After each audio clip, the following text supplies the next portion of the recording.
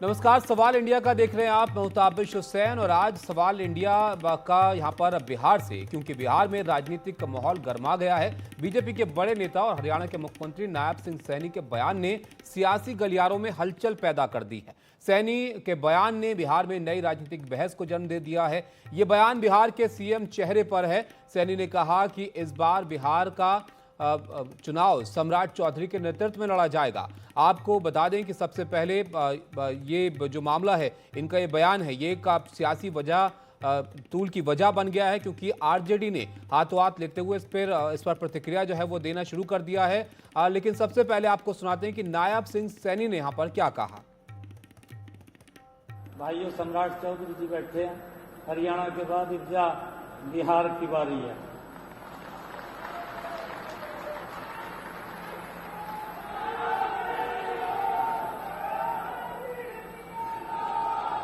ये विजय की पताका, ये रुकनी नहीं चाहिए। ये विजय का झंडा ये बिहार के अंदर भी फहराया जाएगा और हमारे सम्राट चौधरी के नेतृत्व में फहराया जाएगा।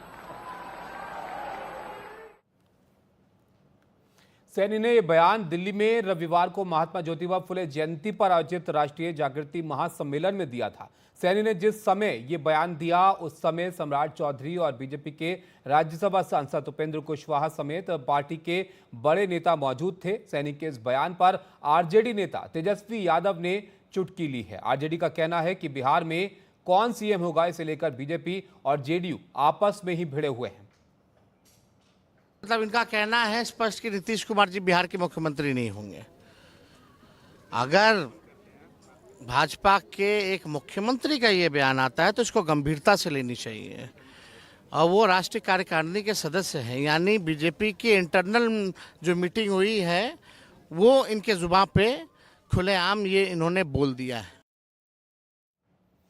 तो आपने देखा यहाँ पर आरजेडी ने इस मौके को जो है वो हाथ के हाथ भुना दिया है, सीधा निशाना उन्होंने साध दिया कि भाई यहाँ तो सीएम के कई चेहरे हैं। वहीं सैनी के बयान पर जेडीयू सफाई देती हुई नजर आ रही है। पिछले कई महीनों से एनडीए की तरफ से यही कहा जाता रहा है कि गठबंधन का जो चुनाव है बिहार का, वो नीतीश के नेतृत्व में ही लड़ा जाएगा। ऐसे में जेडीयू ने क्या कहा वो भी आप देख लीजिए। नायब सिंह सैनी जी जो हरियाणा के मुख्यमंत्री हैं, वो महात्मा ज्योतिबा फुले जी की जयंती के अवसर पर सैनी समाज के एक कार्यक्रम को संबोधित कर रहे थे और उसमें उन्होंने कहा कि हरियाणा में आप सबों ने, अर्थात जो सैनी कुशवाहा समाज के लोग हैं, उन्होंने बीजेपी की हरियाणा में जीत सुनिश्चित की और बिहार में भी श्री सम्राट चौधरी जी के नेतृत्व में।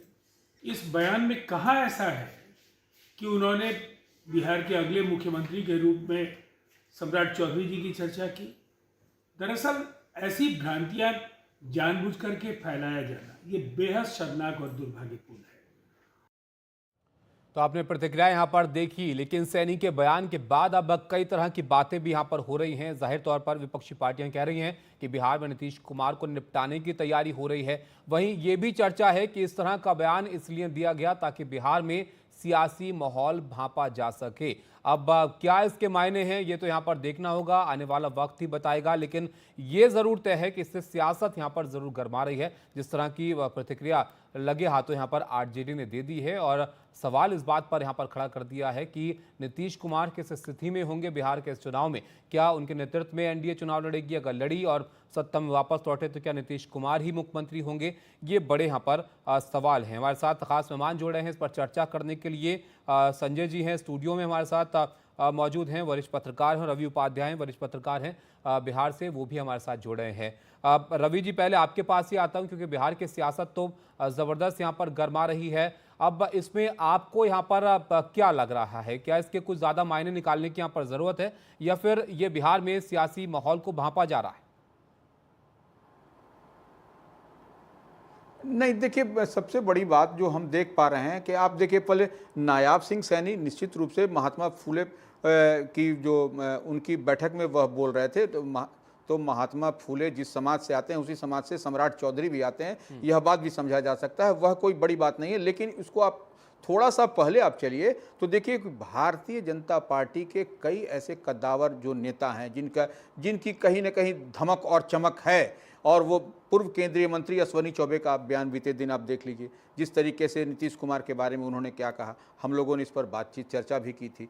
तो उसके बाद आप देख लीजिए विजय सिन्हा जो डिप्टी सीएम है, उप मुख्यमंत्री हैं बिहार में, प्रेजेंट वो नीतीश कैबिनेट में वह मिनिस्टर हैं, डिप्टी सीएम हैं, तो उनका भी बीते दिन आपने देखा होगा कि बयान पार्टी कार्यालय जो भारतीय जनता पार्टी के इंडोर मीटिंग में वह कहे थे कि अटल बिहारी वाजपेयी के सपने को पूरा करना होगा, तो जब सपना तभी पूरा होगा जबकि भारतीय जनता पार्टी का कोई उस पद पर आएगा मुख्यमंत्री। तो यह सब तमाम तरह की बातें हो रही हैं। और फिर इसके बाद से हरियाणा के चीफ मिनिस्टर नायाब सिंह सैनी, तो निश्चित रूप से यह किरकिरी तो बढ़ा दी है निश्चित, और वो विपक्ष को एक स्पेस दिया है। तेजस्वी यादव जो कहते हो, तेजस्वी यादव तो कोई अपनी तरीके से बात कह नहीं रहे, वह तो वही बात कर रहे हैं जो नायाब सिंह सैनी कहे, जो अश्विनी कुमार चौबे जो पूर्व केंद्रीय मंत्री रहे वो कहते हुए विजय सिन्हा, तो वह सब तमाम विपक्ष को आप स्पेस दीजिएगा तो ऐसे क्यों विपक्ष को स्पेस दिया जा रहा है, ये सबसे बड़ी बात है। और कहीं भ्रम की स्थिति बनी हुई है बिहार में, आप इस बात को समझना पड़ेगा। सम्राट चौधरी का भी कद बड़ा कद है भारतीय जनता पार्टी में, उनकी धमक और चमक है सम्राट चौधरी की, वह पूर्व प्रदेश अध्यक्ष भाजपा के रह चुके हैं। तो वो ऐसे में इस बात से कैसे इनकार किया जा सकता है कि अंदर खाने में यह बात, जितनी बात तेजस्वी कह रहे हैं कि जो नायाब सिंह सैनी है हरियाणा के चीफ मिनिस्टर, हरियाणा के मुख्यमंत्री, वह भारतीय जनता पार्टी के में अंदर खाने में कोई बात हुई है तभी वह बात करें, तो इससे भी इनकार नहीं किया जा सकता है। लेकिन किसी बड़ी पार्टी का चेहरा मुख्यमंत्री के तौर पर आगे आता है तो इसमें कौन सी बड़ी बात यहाँ पर है। लेकिन बीजेपी बड़ी पार्टी होने के बावजूद भी इस स्थिति में ये स्पष्टली नहीं जाना चाहती है स्पष्ट तौर पर कि भाई उन्हीं का मुख्यमंत्री होगा या उन्हीं का चेहरा होगा। इसके पीछे भी आप बताइएगा कि क्या यहाँ पर वजहें बीजेपी देखकर चल रही है। लेकिन संजय जी आपके पास भी यहाँ पर मैं आऊँगा, आपको कहीं ऐसा लगता है कि नायब सैनी के बयान में कुछ ऐसा है कि उसमें कन्फ्यूजन की स्थिति हो, जो तर्क यहाँ पर जेडीयू दे रही है कि उन्होंने कहीं ये स्पष्ट नहीं कहा कि सम्राट चौधरी मुख्यमंत्री का चेहरा होंगे, सही अनकंफर्टेबल कर दिया जेडीयू को ना? जेडीयू जो कह रही है वो सही है। और देखिए इस थोड़ा सा पृष्ठभूमि में जाते हैं। नीतीश कुमार को जिस समय मुख्यमंत्री का चेहरा प्रोजेक्ट गया था 2005 में, वो यूनिलेटरल डिसीजन था बीजेपी का। एल.के. आडवाणी, अरुण जेटली और प्रमोद महाजन, मतलब 3 लोगों ने यूनिलेटरली बैठ करके फैसला किया था। पिछले चुनाव में बीजेपी के सीटों की संख्या दुगनी करीब है जेडीयू के, उसके बावजूद उन्होंने नीतीश कुमार जी को मुख्यमंत्री का पद के लिए आग्रह किया और वो मुख्यमंत्री बने। उसके बाद अभी चीज जो है ये कहा जा रहा है कि नीतीश कुमार के नेतृत्व में लड़ेंगे ये चुनाव। सही बात है, बिल्कुल नेतृत्व में चुनाव लड़ा जाएगा।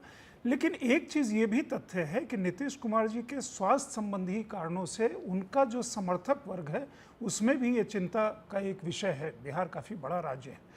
ये कहने से मैं समझता हूँ कि जो बीजेपी या जेडीयू का समर्थक वर्ग है वो इससे परेशान नहीं होगा।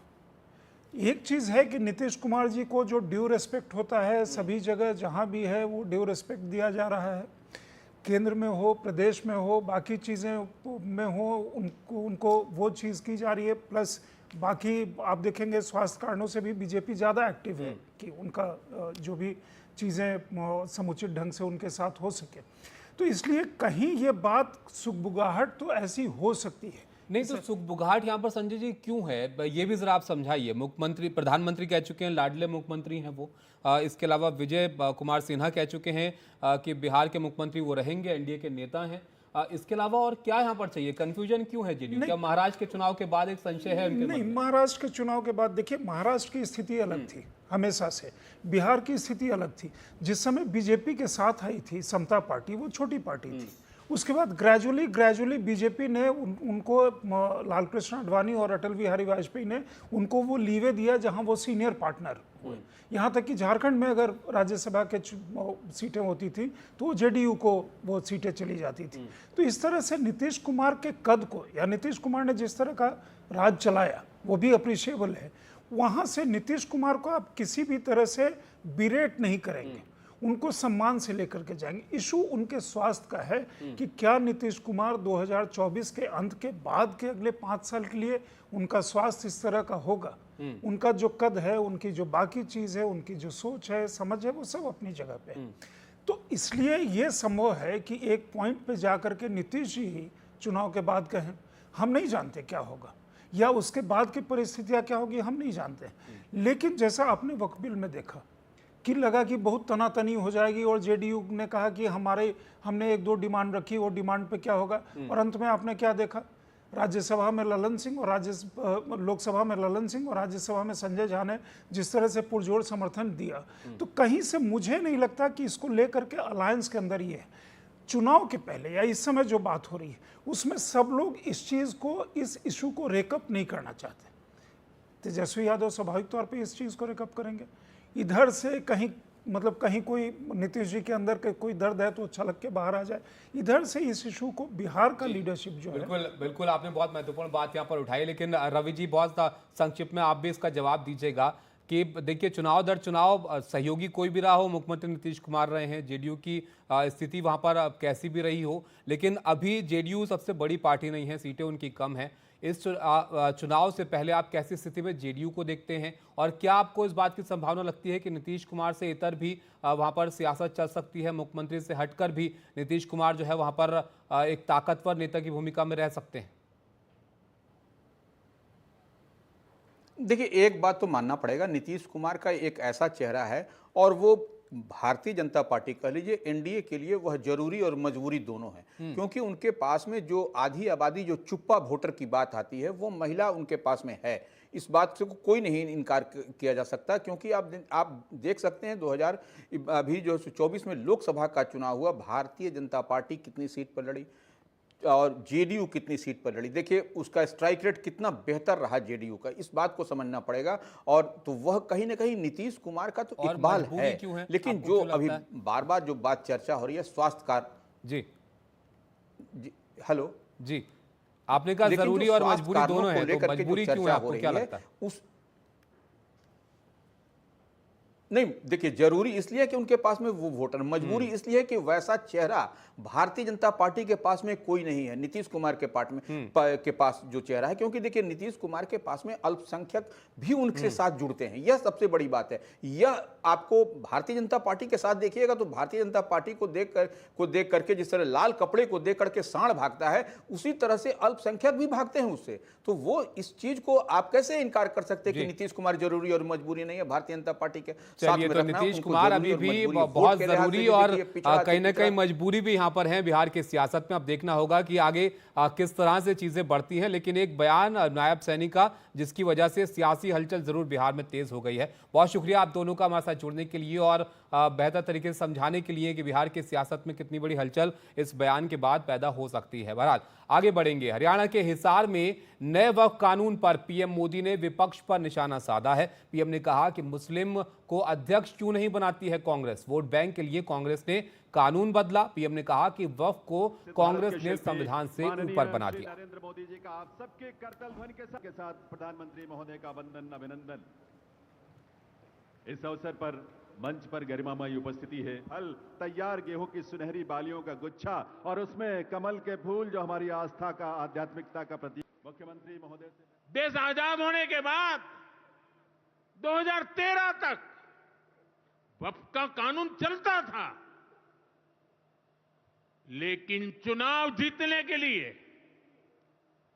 तुष्टीकरण की राजनीति के लिए, वोट बैंक की राजनीति के लिए 2013 के आखिर में, आखिरी सत्र में कांग्रेस ने इतने सालों तक चल रहे वक्फ के कानून में आनन फानन संशोधन कर दिया ताकि चुनाव में वोट पा सके। वोट बैंक को खुश करने के लिए इस कानून को ऐसा बना दिया कि बाबा साहब आंबेडकर के संविधान की ऐसी की तैसी, संविधान से ऊपर कर दिया। ये बाबा साहब का सबसे बड़ा अपमान का काम था। साथियों, ये कहते हैं कि उन्होंने मुसलमानों के हित में किया। मैं जरा ऐसे सभियों से पूछना चाहता हूं, वोट बैंक के भूखे इन राजनेताओं से कहना चाहता हूं, अगर सच्चे अर्थ से आपके दिल में मुसलमानों के लिए थोड़ी भी हमदर्दी है तो कांग्रेस पार्टी अपने पार्टी के अध्यक्ष मुसलमान को बनाए। क्यों नहीं बनाते भाई? संसद में टिकट देते हैं, 50% मुसलमानों को दो। जीत करके आएंगे तो अपनी बात बताएंगे, लेकिन ये नहीं करना है। कांग्रेस में तो कुछ नहीं देना है। देश के नागरिकों के अधिकारों को छीनना और देना। साथियों, वक्फ के नाम पर लाखों हेक्टेयर जमीन पूरे देश में है। इस जमीन, इस प्रॉपर्टी से गरीब का, बेसहारा महिलाओं बच्चों का भला होना चाहिए था। और आज ईमानदारी से उसका उपयोग हुआ होता तो मेरे मुसलमान नौजवानों को साइकिल के पंक्चर बना करके जिंदगी नहीं गुजारनी पड़ती। इधर पीएम के वार पर कांग्रेस अध्यक्ष मल्लिकार्जुन खड़गे ने पलटवार किया है। दलित, वंचित, पीड़ित, ओबीसी, माइनॉरिटीज, ये लोग कब खुश हो जाएंगे? जब उनके हकूक उनको मिलेंगे। और ये बात मोदी साहब करने को तैयार नहीं है और सिर्फ लोगों को बोलने लगाते हैं, जो कांग्रेस के खिलाफ, नेहरू जी के खिलाफ, हमारे खिलाफ, ये कहते हैं कि इन्होंने क्या किया। अरे हम तो ये कह रहे बाबा तुम क्या किए ये बताओ। बाबा साहब के कौन से उसूल अपनाए आप? तो ये वो कहने के लिए तैयार नहीं है। अंबेडकर जयंती पर यूपी के सीएम योगी आदित्यनाथ ने कांग्रेस और सपा पर हमला बोला है। योगी ने कहा कि कांग्रेस ने अंबेडकर को चुनाव हरवाया, कांग्रेस ने अंबेडकर का अपमान किया। इस कांग्रेस से समाजवादी पार्टी बाबा साहब के जीते जी तो ये लोग उन्हें अपमानित करते रहे और उनके न रहने के बाद उनके मूल्य और आदर्शों को कहीं स्थापित न होने के, इसके लिए इन्होंने कार्य किया। बाबा साहब का स्मारक दिल्ली में नहीं बनने दिया। ये समाजवादी पार्टी कहती थी कि बाबा साहब का कहीं स्मारक बनेगा तो हम उसको तोड़ेंगे, क्या क्या घोषणाएं ये लोग करते थे। लेकिन आज बाबा साहब को सम्मान मिल रहा है। बाबा साहब के मूल्य और आदर्शों के प्रति पूरा भारत आज उन्हें सम्मानित कर रहा है और कृतज्ञता ज्ञापित कर रहा है। अखिलेश यादव ने भी बाबा साहेब की मूर्ति पर माल्यार्पण किया और बीजेपी को निशाने पर लिया। उन्होंने कहा कि सोचे समझे तरीके से संविधान को कमजोर करने की कोशिश की जा रही है। आज हम उन्हें याद इसलिए भी करते हैं कि दुनिया का सबसे शानदार उन्होंने संविधान हमें दिया है। बाबा साहब भीमराव अंबेडकर जी के जीवन के बारे में जब हम लोग सुनते और पढ़ते हैं, उन्हें बचपन से ही तमाम तरह के भेदभाव का सामना करना पड़ा। समाज की जो बुराइयां हैं, समय समय पर उन्हें लड़ना पड़ा। शिक्षा ग्रहण से लेकर के जिस समय वो शिक्षा ले रहे थे, वहां से लेकर के जीवन भर उन्हें संघर्ष करना पड़ा। समाज की बुराइयों को समझने वाले, सामाजिक आंदोलन को आगे बढ़ाने वाले, इसलिए आज हम उन्हें याद करते हैं। आज सबसे जरूरी है कि संविधान से ही समाज और देश चले। इसलिए आज के दिन हम संकल्प लेते हैं सब लोग कि बाबा साहब भीमराव अंबेडकर जी का बना हुआ संविधान, उस पर चल करके संविधान को और मजबूत बनाएंगे। हेलो मोटो।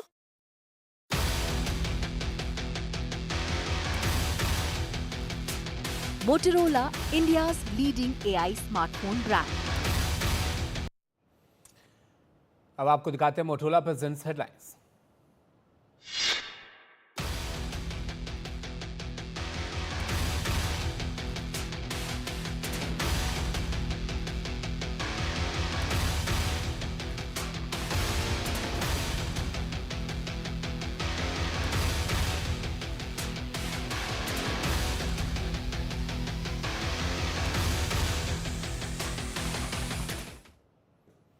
अब बात करते हैं पश्चिम बंगाल की, जहां पर मुर्शिदाबाद हिंसा पर सियासत तेज हो गई है। बीजेपी ने ममता सरकार पर गंभीर आरोप लगाए हैं। बीजेपी नेता शुभेंदु अधिकारी ने आरोप लगाते हुए कहा कि 400 से ज्यादा परिवारों ने मुर्शिदाबाद छोड़ दिया है। पीड़ित परिवारों ने नदी पार कर लालपुर हाई स्कूल, मालदा और आसपास के इलाकों में शरण ली है। आपको बता दें कि वक्फ कानून के विरोध में मुर्शिदाबाद में हुई हिंसा में 3 लोगों की मौत हुई थी। बड़ी संख्या में लोग घायल हुए थे।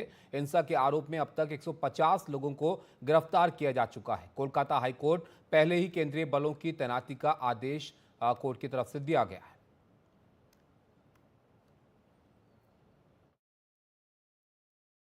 जहां हिंदू माइनॉरिटी है 20%, 40%, 50% के नीचे, यह बंगाल में हिंदू लोग को वोट नहीं डालने देता है।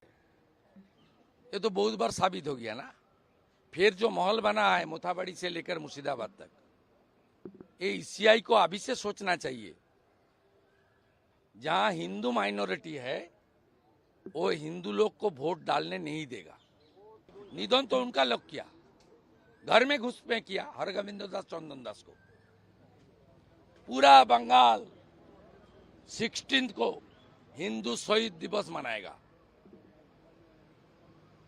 बंगाल में घर में घुस के पिता और लड़का को जिस तरीके से काटा है लोग चाकू से, उसका खिलाफ बंगाल का हिंदू बांटने वाला नहीं है। हिंदू शहीद दिवस पूरा प्रदेश में मनाया जाएगा 16 को। ममता बनर्जी की सरकार किस फिराक में थी, आप इसका जानकारी आप जनता को होनी चाहिए। कि जब बीएसएफ उतरा, कुछ घंटा बीएसएफ रहने के बाद ही बीएसएफ के अफसर को डीएम ने फोन करके बताया था कि वी विल हैंडल इट, आपको रहने की जरूरत नहीं है। यानी बीएसएफ को उठा लो और फिर से एक बार हिंदुओं के ऊपर ऐसी अत्याचार है, इस तरीके का प्लानिंग तृणमूल कांग्रेस के प्रशासन के ऊपर तरफ से था। मैं धन्यवाद दूंगा कलकत्ता हाईकोर्ट को, स्पेशल बेंच को, जिन्होंने ये निर्णय लिया कि मुर्शिदाबाद में इस स्थिति में सेंट्रल बलों की, केंद्रीय बलों की तैनाती बहुत जरूरी है। जब से ममता बनर्जी की उत्थान हुई बंगाल में और ममता बनर्जी के हाथ पकड़ के बीजेपी पार्टी बंगाल की राजनीति में जब अपना दस्तक रखने की कोशिश की, तब से माहौल धीरे धीरे एक सांप्रदायिक दिशा की ओर बढ़ने लगे। सारे मुर्शिदाबाद आज ये सांप्रदायिक ध्रुवीकरण की गिरफ्त में आने लगे। अभी जो चल रहा है पूरा जगह में पश्चिम बंगाल में हिंदुओं के ऊपर, सनातनी के ऊपर जो लूट चल रहा है, अत्याचार चल रहा है, इसका जिम्मेदार ममता बनर्जी है। ममता बनर्जी एक भी शब्द नहीं बोल रहे। उसका मंत्री सिद्दीकुल्ला चौधरी खुद बोल रहे हैं कि ममता बनर्जी जहां पे एक मुख्यमंत्री, उनके सामने उनका मंत्री बोल रहा है कि हम ऐसा एक दिन आएगा, हम लोग चाहते हैं तो पूरा कोलकाता को ब्लॉक कर दे सकते हैं। लेकिन एक भी बात ममता बनर्जी इसको नहीं बोला। ममता बनर्जी को इस टाइम में रिजाइन होना चाहिए। जैसा पश्चिम बंगाल का सिचुएशन है, ममता बनर्जी बोला था लंदन मनाएंगे, लेकिन इसको बांग्लादेश। हेलो मोटो। कोर्ट ने तहव्वुर राणा की 18 दिन की रिमांड के लिए 12 पन्नों का जो आदेश दिया वो अब एनडीटीवी के पास है। कोर्ट ने अपने आदेश में कहा कि ये साजिश भारत की सीमाओं से बाहर तक फैली हुई है। ये कई शहरों को निशाना बनाने की साजिश थी, जिसमें राष्ट्रीय राजधानी नई दिल्ली भी शामिल है। आरोपी और उसके साथियों द्वारा की गई रेकी से जुड़े सबूतों से आरोपी को आमना सामना कराना जरूरी है। कोर्ट ने यह भी कहा कि आरोपी को गवाहों, फॉरेंसिक और दस्तावेजों दस्तावेजी सबूतों के साथ आमने सामने बैठाना जरूरी है। कोर्ट ने कहा कि इस गवाही से जुड़ी साजिश की तह तक पहुंचने के लिए लंबी पुलिस पूछताछ जरूरी है। कोर्ट ने माना रिकॉर्ड पर पर्याप्त सबूत हैं जो दर्शाते हैं कि यह मामला राष्ट्रीय सुरक्षा से जुड़ा हुआ है। कोर्ट ने कहा कि जांच एजेंसी को पूरा अवसर मिलना चाहिए ताकि वो कोर्ट के सामने एक पूरी तस्वीर पेश कर सके। मुकेश हमारे साथ हैं। मुकेश, बताइए और क्या महत्वपूर्ण बातें कोर्ट के इस आदेश में यहां पर सामने आई हैं? कोर्ट ने भी यह माना है कि लंबी पूछताछ की जरूरत है तहव्वुर राणा से। देखिए, बिल्कुल भारत लाने के बाद जो एनआईए है उसने तहव्वुर राणा को एयरपोर्ट पर ही गिरफ्तार कर लिया था और उसके बाद पटियाला हाउस कोर्ट में पेश किया था, जहां पर एनआईए ने एक अपना रिमांड नोट दिया था।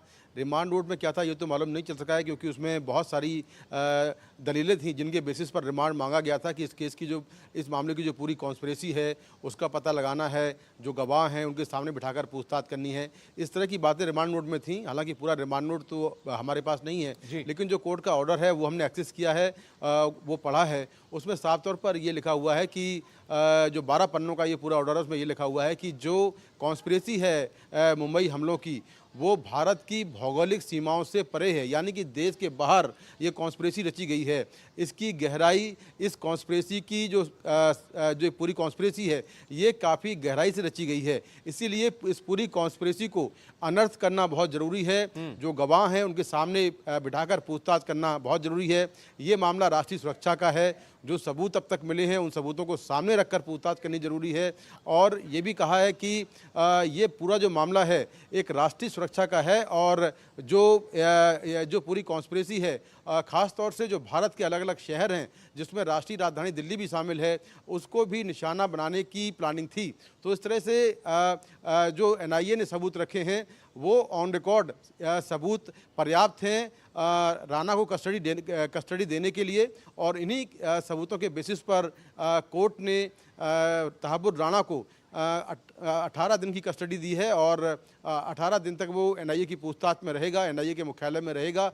तो ये 12 पन्नों का जो रिमांड नोट है उसमें कोर्ट ने भी माना है कि ऑन रिकॉर्ड काफ़ी ऐसे सबूत हैं जिससे ये साफ होता है कि राणा इस पूरी कॉन्स्पिरेसी में शामिल था और उसको पूछताछ करना, उसको बिठाना, उससे इंटरोगेशन करना बहुत ज़रूरी है, जिससे कि ये जो इस पूरी कॉन्स्पिरेसी की जो बाकी चीज़ें हैं वो निकलकर सामने आ पाएं। बिल्कुल जाहिर तौर पर मुकेश, कई महत्वपूर्ण सवाल हैं जिनके जवाब यहाँ पर एनआईए चाहेगा तहव्वुर राणा से मिले। अभी तक की पूछताछ में कुछ महत्वपूर्ण डेवलपमेंट?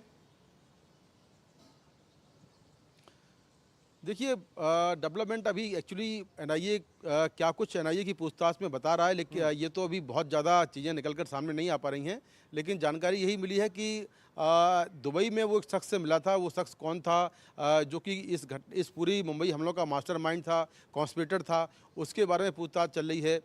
जो पाकिस्तान से कनेक्शन है, पूरा पाकिस्तान के जो बड़े चेहरे मुंबई हमले में शामिल हैं उनको लेकर पूछताछ चल रही है। जो राणा का पूरा बैकग्राउंड है उसको लेकर पूछताछ चल रही है। मुंबई हमलों के बाद वो कहाँ गया, डेविड कोलमैन हेडली से क्या बातचीत हुई, कैसे ये पूरी कॉन्स्पिरेसी रची गई और कब से ये कॉन्स्पिरेसी हो रही थी, भारत में किन किन शहरों को टारगेट करना था, ये सारी जानकारी जो है वो एनआईए इससे लगातार पूछताछ में ले रही है। खासतौर पर पाकिस्तानी खुफिया एजेंसी आईएसआई और पाकिस्तानी सेना में कौन से बड़े चेहरे हैं जो इस पूरी कॉन्स्पिरेसी में शामिल थे। इसके साथ ही पाकिस्तान में आतंकी संगठन हुजी, लश्कर तैयबा और जैश ए मोहम्मद के कौन ऐसे आतंकवादी हैं जो इस पूरी कॉन्स्पिरेसी में शामिल थे, हथियार कहाँ से आए, गोला बारूद कहाँ से मिला, ये सारी चीज़ें जो है एनआईए पूछ रही है। और बारी बारी से हर अलग अलग जो शिफ्ट हैं, अलग अलग टाइमिंग है, अलग अलग जो समय है, उस पर जो इंटरोगेशन है वो की जा रही है। इंटरोगेशन रूम में उससे पूछताछ चल रही है। पूछताछ में जो निकल रहा है, जो बातें सामने आ रही हैं, उसकी एक रिपोर्ट तैयार कर रही है जो कोर्ट में एनआईए रखेगी। जी, बहुत शुक्रिया मुकेश आपका इस अपडेट के लिए, इस जानकारी के लिए। तो एनआईए लगातार पूछताछ कर रही है। अब देखना होगा कि क्या और बातें यहां पर निकलकर सामने आती हैं तहव्वुर राणा से इस पूछताछ में। बहरहाल आपको ये भी बता दें कि 26/11 मुंबई हमलों के साजिश में शामिल तहव्वुर राणा भारत में है और उससे पूछताछ यहां पर लगातार हो रही है। लेकिन उसके प्रत्यर्पण को लेकर एक अहम जानकारी अब सामने आई है। अमेरिका में राणा के वकील और वहां के विदेश मंत्रालय के बीच ईमेल से हुई बातचीत में बड़ा खुलासा हुआ है। इधर एनआईए राणा का वॉइस सैंपल लेने की भी तैयारी कर रही है। Come to me. ये देखिए, मैं आपको दिखा रहा हूँ, ये गाड़ी देखिए, इसके अंदर तहव्वुर राणा बैठा है। पूरा काफिला आप देख सकते हैं। 26/11 हमलों का ये एक बहुत अहम मास्टरमाइंड है, एक बहुत अहम कड़ी है। राज तहव्वुर राणा भारतीय एजेंसी के हवाले हो चुका है। भारत आने से बचना चाहता था तहव्वुर राणा। ये सामने आ रहा है कि राणा ने पूरी कोशिश कर ली कि वो भारत ना भेजा जाए। बताया जा रहा है कि इसी साल जनवरी में जब अमेरिकी सुप्रीम कोर्ट से तहव्वुर राणा को कोई राहत नहीं मिली तो 21 जनवरी 2025 को राणा के वकील जॉन डी क्लाइन ने अमेरिकी विदेश मंत्री मार्को रूबियो को एक मेल भेजा था। मेल में लिखा था, जब मुंबई हमलों के मामलों में राणा को शिकागो कोर्ट ने बरी कर दिया तो राणा को भारत भेजकर इस मामले का दोबारा ट्रायल नहीं होना चाहिए। मेल में लिखा गया कि राणा एक पाकिस्तानी मुस्लिम है और भारत में उसके खिलाफ ज्यादती होगी। भारत में अल्पसंख्यकों पर अत्याचार होते हैं। भारत की जेलों की हालत ठीक नहीं है। राणा को वहां टॉर्चर किया जाएगा। ये भी दलील दी गई कि राणा को पार्किंसन, कैंसर जैसी बीमारियां हैं, इसलिए राणा को भारत ना भेजा जाए। लेकिन अमेरिकी विदेश विभाग के अधिकारी ओलिवर लुइस ने इस अपील को खारिज कर दिया। उनका जवाब था कि भारत संयुक्त राष्ट्र की एंटी टॉर्चर संधि का पालन करता है और इस तरह की आपत्तियों को गंभीरता से नहीं लिया जा सकता।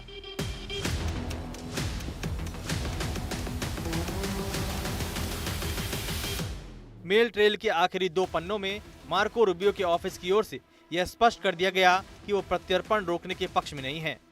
तो ये दिखाता है कि किस तरह से जो भारत की जो ताकत है वो किस तरह से आगे बढ़ रही है।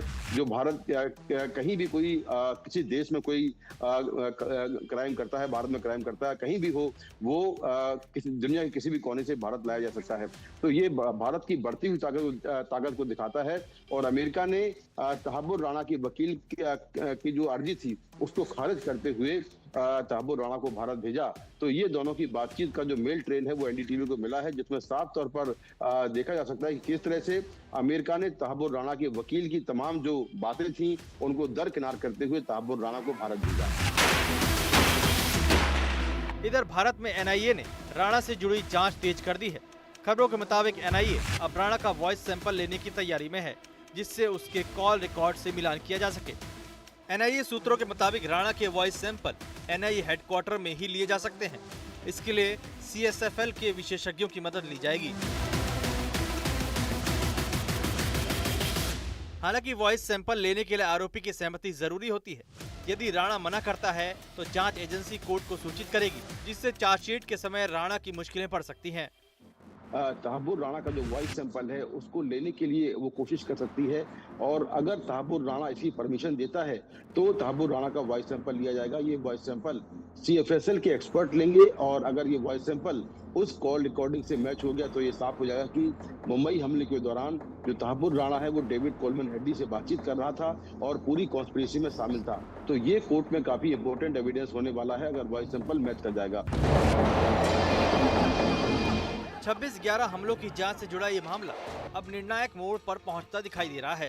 तहव्वुर राणा के भारत प्रत्यर्पण से न केवल न्याय प्रक्रिया को मजबूती मिलेगी, बल्कि यह वैश्विक आतंक के खिलाफ एक सख्त संदेश भी होगा।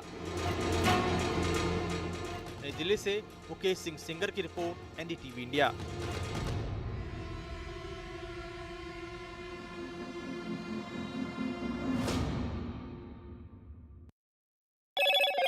Hello, Moto.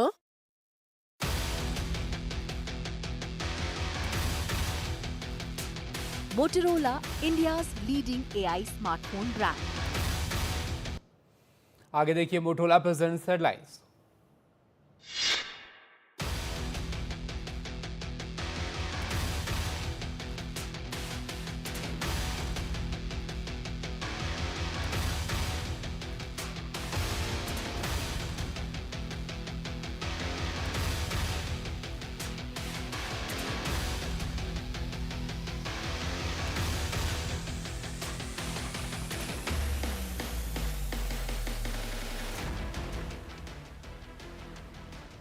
मुंबई में लोगों के सामने पानी का संकट खड़ा हो गया है। टैंकर हड़ताल खत्म न होने पर बीएमसी ने आपदा प्रबंधन कानून के तहत बड़ा कदम उठाया है। बीएमसी अब शहर के कुएं, बोरवेल और निजी पानी टैंकर्स को अपने कंट्रोल में लेकर पानी की सप्लाई खुद करेगी। इस बीच विवाद के निपटारे के लिए बीएमसी और टैंकर एसोसिएशन के बीच बैठक भी हुई।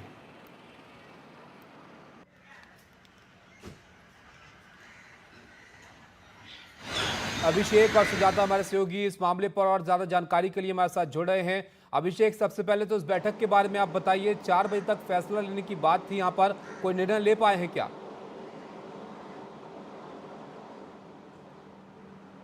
जी, जिस तरीके से 5वां दिन है लगातार स्ट्राइक का और एसोसिएशन और बीएमसी कमिश्नर के बीच एक बार फिर एक बैठक हुई थी सुबह और उस बैठक सकारात्मक हुई है, लेकिन जो टैंकर एसोसिएशन का जो ग्रुप वहाँ पर गया था उन्होंने कहा कि हम जनरल बॉडी मीटिंग लेंगे हमारे ऑर्गेनाइजेशन की जो अभी चल रही है, इस पर जो भी निर्णय लिया गया है उसके सामने रखा जाएगा और एक सकारात्मक निर्णय है और बहुत हद तक स्ट्राइक खत्म होगी ऐसा समझ में आ रहा है। तो अभी तक तो ऐलान नहीं किया गया, लेकिन जिस तरीके से एक पॉजिटिव ट्रेंड समझ में आ रहा है, एक डिस्कशन के बाद जो अभी मीटिंग चल रही है जो जनरल बॉडी है एसोसिएशन की और उनके साथ, और जिस तरीके के डिस्कशंस हुए हैं, सकारात्मक तौर पर डिस्कशन हुए हैं बीएमसी कमिश्नर के साथ, उसके चलते ये समझा जा रहा है कि स्ट्राइक कॉल ऑफ हो सकती है, लेकिन अभी तक स्ट्राइक बरकरार है। 5वां दिन है लगातार पूरे Mumbaikars, housing societies, commercial complexes पूरी तरह पानी की किल्लत से परेशान नजर आ रहे हैं। जी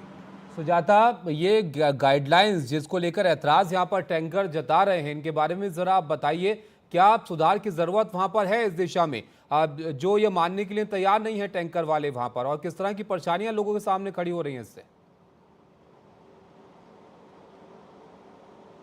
जी देखिए, और सबसे बड़ी बात ये कि आज 5वां दिन है और इसके बावजूद टैंकर्स द्वारा ये निर्णय लिया गया था कि वो सुबह तक जो है अपने इस पूरे प्रोटेस्ट को पीछे लेने से मुकर रहे थे, लेकिन हालांकि जब से बैठक हुई है तब से कहीं ना कहीं एक सकारात्मकता जो है इनके बीच नज़र आ रही है। अगर हम बात करें उन ट्रेंड्स को लेकर जिसको लेकर ये इस समय प्रोटेस्ट जारी है, सबसे पहला ये कि मुंबई में लगभग 4,500 वाटर टैंकर एसोसिएशन के मेम्बर्स हैं और इनमें से जो है 2,000 लगभग 450 टैंकर एसोसिएशन के मेम्बर्स हैं और 2,000 से ज़्यादा वाटर टैंकर्स जो है वो मुंबई की जल आपूर्ति के लिए इस्तेमाल किए जाते हैं।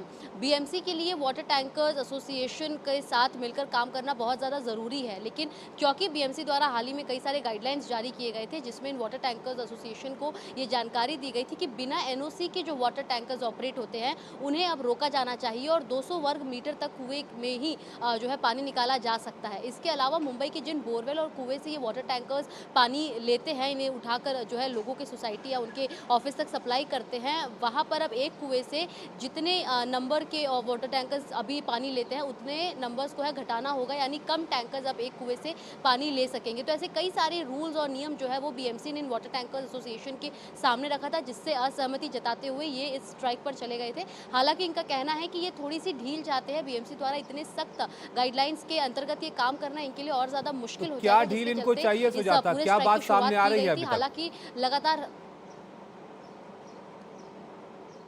देखिए, जो एनओसी के बिना वाटर टैंकर्स ऑपरेट होते हैं उन्हें भी एक हद तक ऑपरेट करने की सहूलियत दी जाए। इसके अलावा मुंबई में जो बोरवेल और कुएं हैं उनमें से क्योंकि नंबर्स घटा दिए गए हैं कि यानी कम नंबर्स ऑफ जो टैंकर हैं वो पानी ले सकते हैं, तो ये चाहते हैं कि ज़्यादा टैंकर्स को अनुमति दी जाए ताकि वो उन कुएँ से उन बोरवेल से पानी ले सकें। और इसके अलावा इनका ये भी कहना है कि जो सख्त पेनल्टी इन पर ली जाती है, यदि कभी ये पानी पहुँचाने में असमर्थ हो जाते हैं तो इनसे जो पेनल्टी वसूली जाती है वो भी पेनल्टी पर काम किया जाए। हालांकि भूषण गगरानी जो म्युनिसिपल कमिश्नर है उन्होंने इन्हें आश्वस्त किया था कि वो इसको लेकर केंद्र में भी बात करेंगे और कोशिश करेंगे कि जो इतने सख्त नियम लागू किए गए हैं इन पर थोड़ी सी सहूलियत इन्हें दी जाए ताकि मुंबई में जल आपूर्ति की जो बड़ी समस्या है, जो लगातार मांग बढ़ रही है, खासतौर पर गर्मी के मौसम में जो है पानी के टैंकर की मांग और ज़्यादा बढ़ जाती है। जो टैंकर की कीमत 2,000-2,500 होती है वो 5,000 पर बेची जाती है। तो ऐसे में इस समय क्योंकि मांग ज़्यादा है तो इनकी भी मांग को समझते हुए बीएमसी आगे कोई भी कदम उठाएगी। हालांकि कल हमने देखा कि बीएमसी कार्रवाई करते हुए इस पूरे वाटर सप्लाई चेन को अपने अंदर ले ली थी और साथ ही उनका कहना था कि वो हर एक सोसाइटी तक पानी पहुंचाने का काम करेगी। लेकिन आज यदि ये वाटर टैंकर एसोसिएशन अपने इस प्रोटेस्ट को वापस ले लेते हैं तो कहीं ना कहीं बीएमसी के लिए राहत होगी और खासतौर पर उन सोसाइटी और कमर्शियल सेक्टर्स के लिए भी राहत होगी जो फिलहाल वर्क फ्रॉम होम कर रहे हैं क्योंकि उनके ऑफिस में पानी ही नहीं पहुंच पा रहा। बिल्कुल, जाहिर तौर पर अब देखना होगा कि क्या यहाँ पर फैसला लिया जाता है। लेकिन अभिषेक, एक बड़ी फिक्र की बात तो ये भी है कि टैंकर की सप्लाई के बिना कुछ जगहें ऐसी भी हैं मुंबई में जहाँ पर गुजारा बहुत मुश्किल है। ऐसे में ये इतने दिन से हड़ताल चल रही है तो फिर बीएमसी क्या कर रहा है उन लोगों की सुविधा के लिए? इतने दिन से कैसे यहाँ पर गुजारा हो रहा है और कितने लोग इससे प्रभावित हो रहे हैं? जाहिर तौर पर जिस तरीके से बीएमसी द्वारा जो पानी दिया जाता है वो अपूर्ण है। मतलब जिस तरीके से पूरी तरीके से वो समर्थ नहीं है कि पूरे मुंबई को पानी पहुंचा सके। और जिस तरीके से मुंबई में विस्तार और डेवलपमेंट हो रहा है उसके चलते कहीं ना कहीं टैंकर की ज़रूरत पड़ती है, तब जाके जो मुंबई को पानी चाहिए वो पूरा हो पाता है। खास करके जो प्राइवेट हाउसिंग सोसाइटीज़ है जहाँ पर 30 to 40% ही बीएमसी पानी पहुंचा सकता है, लेकिन बाकी की पानी की जो ज़रूरत है वो ये टैंकर से होती है। और कहीं ना कहीं अभिषेक, वो आपको एक मिनट रिजर्व रोकना चाहेंगे। यहाँ पर एक अपडेट यहाँ पर आ गया है इस मामले में कि यहाँ पर अब हड़ताल वापस लेने का फैसला किया है टैंकर एसोसिएशन ने। तो ये निर्णय जो है वो इसका इंतजार किया जा रहा था कि यहाँ पर जो बैठक हुई थी बीएमसी और टैंकर एसोसिएशन के बीच उसमें क्या फैसला होता है, शाम तक का वक्त बताया जा रहा था। और अब हड़ताल खत्म करने का फैसला यहाँ पर हुआ है। मुंबई में पानी की सप्लाई को लेकर ये बड़ी खबर इस वक्त आ रही है कि हड़ताल खत्म करने का फैसला यहाँ पर किया गया है। अभिषेक, बड़ी राहत है। जी, जाहिर तौर पर बड़ी राहत है। और जिस तरीके से मीटिंग हुई थी उस समय पर एक तरीके से निर्णय ये लिया गया था कि जो नोटिस इशू की है सब टैंकर मालिकों को, उनकी एक ही प्रमुख मांग थी कि ये नोटिस को खारिज किया जाए, जबकि बीएमसी ने नोटिस को सस्पेंड किया था। तो कहीं ना कहीं वो मांग मानती हुई बीजेपी नज़र आई और उसके बाद बीएमसी ने साफ कर दिया था कि अब आप इसे वापस ले। लेकिन उस समय जो एसोसिएशन वाले थे उन्होंने कहा था कि हम जनरल बॉडी मीटिंग में ये डिसीजन हमारे पूरे बॉडी के सामने लेंगे और उनको सामने रखकर एक बड़ा निर्णय ले जाएगा। और ये जो खबर आ रही है बिल्कुल सही है। कहीं ना कहीं ये स्ट्राइक वापस ले ली गई है और उन तमाम मुंबईकर्स जो पिछले 5 दिनों से पानी की किल्लत से जूझ रहे थे एक बड़ी राहत की सांस लेंगे। लेकिन किस तरीके से जल आपूर्ति की जाती है कल और अभी शाम से ही चालू हो जाएगा, जिस तरीके से निर्णय लिया गया है एक बड़ी राहत है। और तमाम tankers housing society, commercial complex का है, मॉल्स, थिएटर, सभी जगह जहां पर ये टैंकर पानी पहुंचाते थे वहां 5 दिनों तक पानी नहीं पहुंचा है। ऐसे में अभी किस तरीके से शाम से लगातार टैंकर्स वापस अपने काम में लग जाएंगे और जहां जहां पानी पहुंचाना है वहां पहुंचाएंगे, इस तरीके का निर्णय अभी टैंकर एसोसिएशन द्वारा लिया गया है। एक सकारात्मक बैठक बीएमसी कमिश्नर के साथ सुबह में हुई, उसके बाद अभी बैठक उन्होंने अपने एसोसिएशन के साथ मिलकर ली है और अब ये बड़ा निर्णय जी बिल्कुल, तो निर्णय यहाँ पर ले लिया गया है कि हड़ताल को यहाँ पर खत्म किया जाएगा। और ये एक बड़ी राहत है लोगों के लिए जो पानी का इंतजार यहाँ पर कर रहे थे, इस वजह से पानी की किल्लत से वो जूझ रहे थे। लेकिन सुजाता, इस मीटिंग में तय क्या पाया है? यहाँ पर खबर यह भी है कि बीएमसी नोटिस वगैरह जो है वो भी वापस लेगी। यहाँ जी देखिए, और यही एक प्रमुख मांग भी रही थी वाटर टैंकर एसोसिएशन के मेंबर्स की कि जो इन्हें नोटिस दिए गए हैं जिसमें कई सारे नियमावली जो है इनको दिए गए थे वो वापस लिया जाए। हालांकि लगातार बीएमसी का कहना था कि जो भी किया जा रहा है वो क्योंकि मुंबईकरों को और साथ ही जिन सोसाइटीज़ में पानी जा रहा है वो सही तौर पर पहुँचे, साफ पानी पहुँचे, इसके लिए किया जा रहा है। लेकिन इसके बावजूद ये वाटर टैंकर एसोसिएशन जिद पर थी कि नहीं, उसे वापस लेंगे तभी अपना ये स्ट्राइक खत्म करेंगे। और आज क्योंकि जो बैठक थी वो बहुत ज़्यादा ज़रूरी भी मानी जा रही थी, क्योंकि इस स्ट्राइक के बाद से पहली मुलाकात थी जो वाटर टैंकर एसोसिएशन बीएमसी के आयुक्त भूषण गगरानी के साथ करने वाले थे। हालांकि जैसे ही बाहर निकले इनका कहना था कि मीटिंग जो है वो काफ़ी ज़्यादा सकारात्मक रही थी और उसमें जो बातें होंगी उसको चलकर वो 4 बजे अपना जो निर्णय है वो बताएंगे। इसी के साथ इस बैठक में बीजेपी के विधायक मुरजी पटेल भी शामिल थे। उनका कहना था कि सबसे ज़्यादा त्रस्त उनका इलाका है इस पूरी जल आपूर्ति के चलते, और वो इस टैंकर एसोसिएशन के साथ मिलकर जो है बीएमसी के पास पहुंचे थे ताकि इस निर्णय को जो है जल्द से जल्द लिया जाए और वाटर टैंकर एसोसिएशन अपने इस पूरे प्रोटेस्ट को वापस ले सके। और हुआ भी वही, 4 बजे जो है अंधेरी के चकाला इलाके में ये तमाम मेंबर्स और इन्होंने अपनी मीटिंग बुलाई और इस मीटिंग में सबसे पहले बातचीत हुई कि आखिर क्या इनकी मांग है और बीएमसी का इस पर क्या कहना था, क्या कुछ मीटिंग हुई। अपने सभी मेंबर्स को इसके बारे में जानकारी देते हुए एक साथ इन्होंने अनाउंस किया है कि ये अपने इस प्रोटेस्ट को वापस ले रहे हैं और जो अब तक इनका खंडन था उन तमाम नियमों को लेकर, क्योंकि बीएमसी वो वापस लेने के लिए तैयार हो गई है, तो ये भी अपने प्रोटेस्ट को वापस ले रहे हैं। तो कहीं ना कहीं लोगों के लिए राहत है और साथ ही अब इनके मांगों को लेकर बीएमसी कैसे हैंडल करते हैं ये भी जरूरी है, क्योंकि इस बात को नजरअंदाज नहीं किया जा सकता कि वाटर टैंकर एसोसिएशन द्वारा ही मुंबई में लगभग जो है 300 से 350 टन पानी जो है वो रोज सप्लाई किया जाता है। तो कहीं ना कहीं बीएमसी के लिए ये भी जानना जरूरी है कि आखिर इनकी क्या मांग है और उसके अनुसार ही अब बीएमसी आगे चलकर कड़े निर्देश या अपने जो भी आगे की काम है उसे चला सकती है। जी बहुत शुक्रिया आपका सुजाता। अभिषेक, आपका भी सब जानकारी के लिए। तो अब ये हड़ताल आखिरकार यहाँ पर खत्म हुई है और तत्काल प्रभाव से काम पर टैंकर वाले यहाँ पर लौटेंगे। यहाँ पर सहमति बनी है आज की बैठक के बाद हड़ताल खत्म करने को लेकर। आपको बताएं कितनी बड़ी ये राहत है लोगों के लिए वहां पर, क्योंकि 7% मुंबई में पानी की सप्लाई टैंकर के जरिए ही होती है और टैंकर की हड़ताल की वजह से लोगों के सामने बड़ी परेशानी यहां पर पानी की किल्लत की खड़ी हो गई थी और अब आखिरकार ये हड़ताल यहां पर खत्म करने का निर्णय लिया गया है।